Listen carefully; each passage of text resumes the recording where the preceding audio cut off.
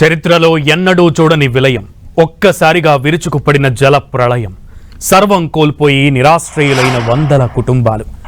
తినటానికి తిండి దొరకక, కట్టుకోవడానికి బట్టలేక, ఉండటానికి ఇల్లు లేక దిక్కు తోచని స్థితిలో బతకాల్సిన పరిస్థితి. ఆదుకునే వారి కోసం 1000 కళ్లతో ఎదురు చూస్తున్న బాధితులు. ఖమ్మం జిల్లా ప్రజలకు కన్నీరును మిగిల్చిన మున్నేరుపై 10 టీవీ అందిస్తున్న గ్రౌండ్ రిపోర్ట్. ఖమ్మంను మున్నేరు కంట కన్నీరు పెట్టేలా చేసింది, సర్వస్వం కోల్పోయేలా చేసింది. పేద మధ్యతరగతి ఉండే మున్నేరు పరివాహక ప్రాంతంలో ఉన్నటువంటి ఇళ్లు అన్ని కూడా పూర్తిగా లోతట్టు ప్రాంతాల వారి కొట్టుకపోయిన పరిస్థితి, కట్టు బట్టలు తప్ప ఏమీ మిగలని స్థితి. ఏం చేయాలో అర్థం కాక బంధువులకు, ప్రభుత్వ అధికారులకు, ప్రభుత్వానికి ఆర్తనాదాలు చేస్తున్నారు. ఆదుకోండి మహాప్రభు అంటూ కూడా వేడుకుంటున్నారు. లక్షల రూపాయలు సంపాదించినా ఇప్పుడు పూటకి అన్నం లేని పరిస్థితి. చెంటి పిల్లలను చేతిలో పట్టుకొని పాల కోసం ఎదురు చూస్తున్న దుస్థితి ఖమ్మం మున్నేరు మిగిల్చింది. ఖమ్మం మున్నేరు కన్నీటి గాథపై 10 టీవీ గ్రౌండ్ రిపోర్ట్. మున్నేరు వాగు ఖమ్మం ప్రజలకు కన్నీరే మిగిల్చింది. మున్నేరుకు వరద ఉప్పొంగటంతో బ్రిడ్జిపై 9 మంది ప్రాణాలు అరచేతిలో పెట్టుకుని గడియ గడియకో గండంలా బతికారు. 14 గంటల పాటు కాపాడాలంటూ ఆర్తనాదాలు చేశారు. పనులు చేసుకుంటుండగా మున్నేరుకు వరద ఒక్కసారిగా పోటెత్తింది. వాగు ఉప్పొంగటంతో 9 మంది బ్రిడ్జిపైనే చిక్కుకున్నారు. చివరకు 14 గంటల పాటు శ్రమించిన తర్వాత వరదలో చిక్కుకున్న వారిని స్థానికులు కాపాడారు. మరింత సమాచారాన్ని మా ప్రతినిధి సైదులు అందిస్తారు. ఖమ్మం మున్నేరు వరద కన్నీటిని మిగిల్చింది. 9 మంది ప్రాణాలు అరిచేతులో పెట్టుకుని దాదాపు 14 గంటల పాటు బిక్కుబిక్కుమంటూ కూడా జీవనం సాగించారు. కాపాడండి అని కూడా ఆర్తనాదాలు చేశారు. ప్రస్తుతం మనం మున్నేరు బ్రిడ్జి మీద ఉన్నాం. చూడొచ్చు, ఈ మున్నేరే వాగు పొంగి పొరలడంతో దాదాపుగా చుట్టుపక్కల ప్రాంతాలన్నీ కూడా జల దిగ్బంధనంలో కూరుకుపోయిన పరిస్థితి. ఇక్కడే 9 మంది కూడా ఉండిపోయిన పరిస్థితి మనం చూస్తున్నాం. మొత్తం కలవట్లు కూడా పూర్తిగా కొట్టుకుపోయాయి. ఏ వస్తువు కూడా లేనటువంటి పరిస్థితి. ఇక్కడ స్తంభాలు, విద్యుత్ స్తంభాలు, డాబాలు, మొత్తం ఇంట్లో ఉన్నటువంటి సామాన్లు ప్రతిదీ కూడా లేకుండా కొట్టుకుపోయాయి. కేవలం కట్టు బట్టలు మాత్రమే మిగిలాయి. చూడొచ్చు, మున్నేరు పరివాహక ప్రాంతం మొత్తం కూడా పూర్తిగా జల దిగ్బంధంలో కోరుకుపోయి మొత్తం రాళ్లే మిగిలినాయి. కట్టుబాటు మొత్తం కూడా కొట్టుకుపోయిన పరిస్థితి అయితే మనం చూస్తున్నాం. విజువల్స్ లో క్లియర్ గా చూడొచ్చు, మొత్తం మున్నేరు ఎంతవరకు ప్రవహించింది అన్నది కూడా మనకు స్పష్టమవుతుంది. ఈ బ్రిడ్జి మీదనే 9 మంది అరిచేతుల్లో ప్రాణాలను పెట్టుకుని బిక్కుబిక్కుమంటూ కూడా 14 గంటల పాటు గడిపారు. అటు రాష్ట్ర ప్రభుత్వం ఆదుకుంటుంది. ఎన్డీఆర్ఎఫ్ బృందాలు ప్రత్యేక హెలికాప్టర్ ద్వారా వారందరూ కూడా నేవీ హెలికాప్టర్ ద్వారా సురక్షితంగా బయటపడతారని చూస్తారు. మనతో అసలు 9 మంది ఇక్కడే ఉన్నారు, అడిగి తెలుసుకుందాం. మీరు 9 మందిలో కూడా మీరు ఇక్కడ ఉన్నారు. ఆ రోజు ఏం జరిగింది, అసలు మీరు ఎందుకు ఈ బ్రిడ్జి మీదకి వచ్చారు? మేము కింద వర్క్ చేసుకుంటున్నాం. మా సార్ వాళ్ళది వరల్డ్ కంపెనీ, ఇంకో సార్ వాళ్ళది కట్లమెండ. అందులో నేను వాచింగ్ చేస్తా. అన్ఎక్స్పెక్ట్ గా ఈ వెనక భాగం నుంచి వాటర్ తిరిగింది, ముందు భాగం వాటర్ తిరిగింది. లోన్ ఉన్నది, నేను బయటకు వచ్చేసాను. ఇక్కడ మా చెల్లె వాళ్ళు అందరు కలిసి వాళ్ళు తాళాలు, సామాన్లు చదువుకొని తాళాలు వేసుకున్నారు. ఆవు ఒకటి ఉంది, నిండు చూడు ఆవు. ఆ ఆవును కూడా ఇప్పే ప్రయత్నం చేసే లోపల నీళ్లు ఒకేసారి అన్ఎక్స్పెక్ట్ గా అటు పక్క నుంచి ఫ్లోటింగ్ వచ్చేయాలకనే ఎటుపోవాలో అర్థం కాక ఏ దిక్కు దోసక అందరం కలిసి కట్టుకట్టి ఈ బ్రిడ్జి మీదకి వచ్చి బ్రిడ్జి మీద 14 గంటల పాటు నిలబడి ఉన్నాం. అదిగో హెలికాప్టర్ వస్తుంది, ఇదిగో హెలికాప్టర్ వస్తుంది అని చెప్పి పెద్దలు అన్నారు. వాళ్ళు ప్రయత్నాలు వాళ్ళు చేస్తున్నారు, కానీ హెలికాప్టర్ రావడానికి సిగ్నల్ ఉండట్లేదు, అది ఇది అని చెప్పి అనుకొచ్చారు. అయినా భయ ప్రాంతంలో మేము ఉన్నాం. మా పక్క నుండి పాములు వెళ్తున్నాయి, కార్లు కొట్టుకెళ్తున్నాయి, బాడీలు కొట్టుకొచ్చినాయి. అయినా కానీ భయంగా 14 గంటల పాటు మేము నీళ్ళనే ఉన్నాం. ఈ బ్రిడ్జి మీద కూడా 2.5 అడుగుల లోతు నీళ్లు వచ్చినాయి. 12 గంటల వరకు దీని మీద ఉన్నాం. అవతల పక్క నీళ్లు తగ్గినాయి, ఇటు నీళ్లు తగ్గినాయి. అవతల పక్క ఫ్లోటింగ్ ఉంది, ఇటు పక్క దారి కట్ అయిపోయింది. మా వెంకటరమణ గారు దేవుడి దయ, ఆయన గారికి మంచి ఐడియా వచ్చి ఆయన జేసీపీని పంపించి ఇక్కడ అన్నలు ఉన్నారు, ఆ 3 అన్నలు డేర్ చేసి తాడు కట్టి మమ్మల్ని తీసుకొని జేసీపీ ద్వారా బయటకు తీసుకొచ్చారు. ఆ వెంకటరమణ గారికి వాళ్ళందరికీ ధన్యాలు పెట్టుకుని వాళ్ళ కాళ్ళకు వందనాలు చెప్పుకుంటున్నారు. మిమ్మల్ని ఈ బ్రిడ్జి మీద ఉన్నప్పుడు 10 టీవీ పలకరించింది, ఫోన్ లో కూడా మాట్లాడింది. మీరు ధైర్యంగా ఉండాలని కూడా మీకు భరోసా కల్పించింది. మీరు విన్నారు? అసలుకి మేము విన్నాం. ఫస్ట్ మా దగ్గరికి 10 టీవీ వాళ్ళే వచ్చారు. మీకేం భయం లేదు, మీకు అన్ని సదుపాయాలు దొరుకుతాయి అని చెప్పి దయానని చెప్పి భరోసించి వాళ్ళు మా దగ్గరకు వచ్చి ఫస్ట్ మాట్లాడింది 10 టీవీ వాళ్ళు. మీరు చెప్పండి అమ్మా, మీరు, మీ భర్త, పిల్లలు అందరూ కూడా ఇక్కడే ఉన్నారు. అసలు ఏమనిపించింది? భయం ఎట్లా కలిగింది? అసలు భయం ఇప్పుడు అదే అండి. ఇప్పుడు దేవుని మొక్కునేది ఒకటే సార్. మేము ఇప్పుడు నలుగురం కుటుంబంలో ఉన్న నలుగురం మేము ఈడే ఉన్నాం. దేవురైనా వస్తారేమో కాపాడతారేమో అని దేవుణ్ణి మొక్కోవడం తప్ప చేసేది ఏమీ లేదు. ఇప్పుడు మేమైనా మా పిల్లలు ఆనందంగా ఉండాలని ఏ తల్లిదండ్రులైనా కోరుకునేది అదే. ఇప్పుడు మాతో పాటు మా పిల్లలు కూడా పోతారంటే ఆ బాధ అనేది కంపల్సరీ ఉంటుంది. మేము ఈడ ఏడ్చుకుంటూ ఉంటే మా సేటు గారు అమ్మ నీ పిల్లలకి ఏం కాదు, నీ పిల్లలకి నేనున్నా, మనం అందరం పోతే ఒక్కసారే పోదాం, లేకపోతే పిల్లల్ని దేనికైనా ఈ బ్రిడ్జికైనా కట్టేసి ఒకవేళ వరద వస్తే తాళ్ళకు కట్టేసి కనీసం ఎవరైనా కాపాడే వాళ్ళు వస్తే కాపాడైనా కాపాడతారు, నీకు భయం లేదు ఏడవకు అని వాళ్ళు నాకు ధైర్యం చెప్పడం. నేనైతే కోరుకున్నది అదొకటే. మా సేటు గారు ధైర్యం చెప్పబట్టి అట్లా ఆగినాం కాబట్టి ఇప్పుడు ఇట్లా మీతో మాట్లాడుతున్నాం. ఈ విపత్తు మొదలైన దగ్గర నుంచి మీ 10 టీవీ వాళ్ళు ఇచ్చే కవరేజ్, మీరు ఇచ్చే సహకారం మీకు మా టీం అందరి తరఫున కృతజ్ఞతలండి. మీకు మొదట 10 గంటల తర్వాత మా వాళ్ళు ఇక్కడ చిక్కుకున్నారనే విషయం మాకు తెలిసింది. సరే మేము ప్రభుత్వం తరఫున ఏమైనా సహాయ సహకారాలు అవుతాయేమని చెప్పి వాళ్ళ ప్రయత్నాలలో వాళ్ళు ఉన్నారు. సరే ఎన్డీఆర్ఎఫ్ బృందాలకి చెప్పారు, అటు పోతే హెలికాప్టర్లకి వాళ్ళకి చెప్తే ఇటు విజయవాడ నుంచి ఇటు హైదరాబాద్ నుంచి వాతావరణం అనుకూలించట్లేదు, రావడం ఇబ్బంది అవుతుందని చెప్పి మాకు సాయంత్రం 4 గంటల తర్వాత తెలిసింది. ఆ తర్వాత మరి నైట్ మళ్ళీ వర్షం వస్తే వీళ్ళు ఇక్కడ చిక్కుకొని పోతే ఇబ్బంది అవుతుంది అనే ఉద్దేశంతో, ఎలాగైనా వాళ్ళని రక్షించాలనే ఒక సదుద్దేశంతో, ఏ పార్టీలకు సంబంధం లేదండి, మానవతా దృక్పథంతోనే మేము ఈ సాహసం చేయాలని అనుకున్నాము. మేము అందరం అనుకొని జేసీబీ సాయంతో, అంటే ఎన్ని అడుగులు నీళ్లు వస్తున్నాయి, మనకి జేసీబీ అయితే బాగుంటుందా ప్రొక్లైన్ అయితే బాగుంటుందా అని ఆలోచించి 7 అడుగులు 8 అడుగులు నీళ్లు వస్తున్నాయి, జేసీబీ సాయంతో తీసుకురావచ్చు అని ఒక ఆలోచనతో వెంకటరామలన్నని బదిలాడితే సరే పంపిస్తామని చెప్పి అన్నాడు. ఆ జేసీబీ సహకారంతో మేము వాటర్లోకి వచ్చిన తర్వాత ఒకేసారి మేము సక్సెస్ కాలేదండి, 3వ అటెంప్ట్కి మేము సక్సెస్ అయ్యాము. మున్నేరు బ్రిడ్జి ఏదైతే మున్నేరు ఉందో ఆ మున్నేరు ఖమ్మాన్ని కన్నీరు పెట్టించిందని కూడా చెప్పుకోవచ్చు. కెమెరామెన్ విజయ్తో సైదులు 10 టీవీ ఖమ్మం. ఇక మున్నేరు వాగు ఉధృతికి బ్రిడ్జ్ అడుగు దూరానికి జరిగిపోయింది. ఇటీవల కాలంలో బ్రిడ్జ్ నిర్మించిన వరద ఉధృతికి అడుగు దూరం ముందుకెళ్తుంది. ఇక దీంతో బ్రిడ్జ్ పై హెవీ వెహికల్స్ ను నిలిపివేశారు అధికారులు. కేవలం బైక్, కార్లను మాత్రమే అనుమతిస్తున్నారు. మరింత సమాచారాన్ని మా ప్రతినిధి సైదులు అందిస్తారు.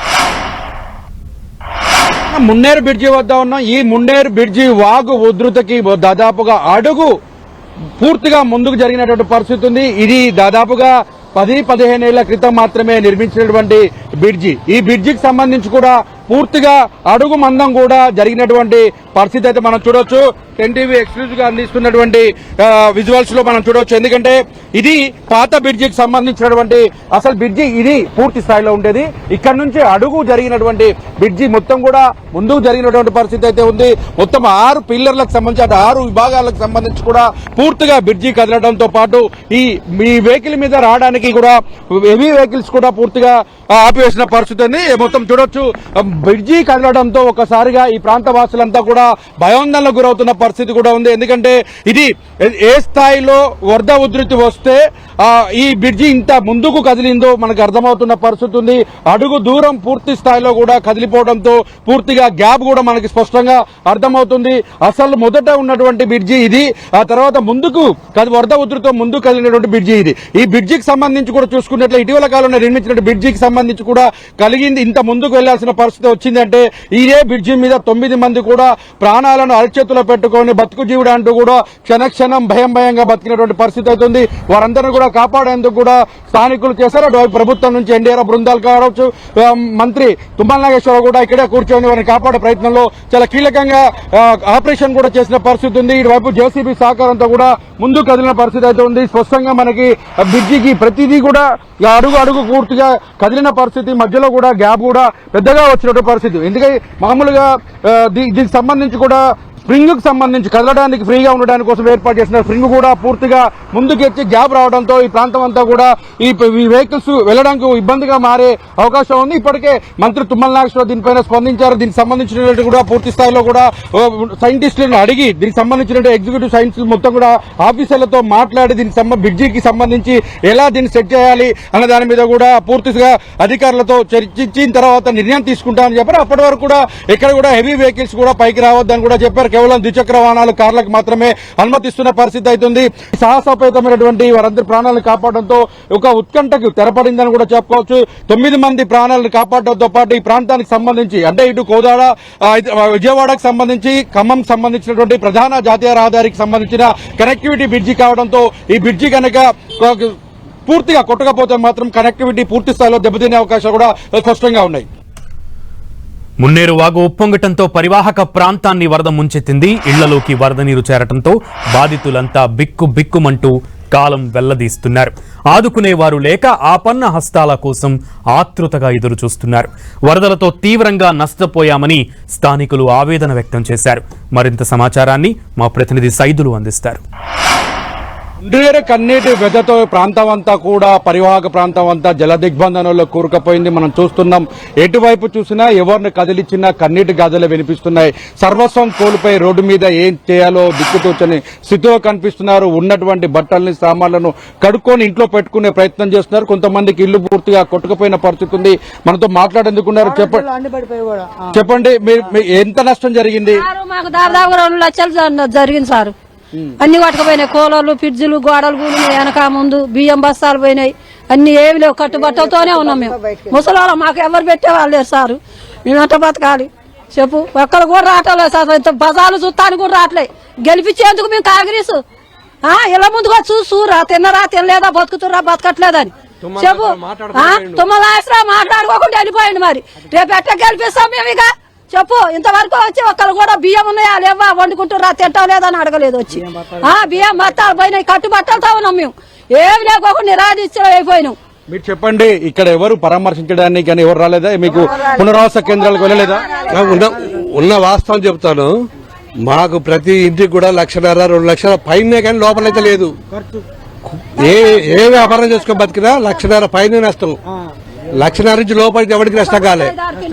1,50,000 నుంచి 2 లక్షలు, 2,50,000 అట్లా నష్టమైంది. కానీ అసలు దానికి ఈ అధికారం ఉన్న పార్టీ, అనధికారం ఉన్న పార్టీ ముందర వచ్చి బదలించిపోతే అధికారం ఉన్న పార్టీ వచ్చావు వెనక బదలించిపోతాడు. ఇది పద్ధతేనా? రేవంత్ రెడ్డి గారు మాకు ఇష్టం అని చెప్పి పొంగులేటి శ్రీనివాస్ గారిని అందరు కలిపి మీకు గెలిపించుకుంటే మాకు ఈ పరిస్థితి.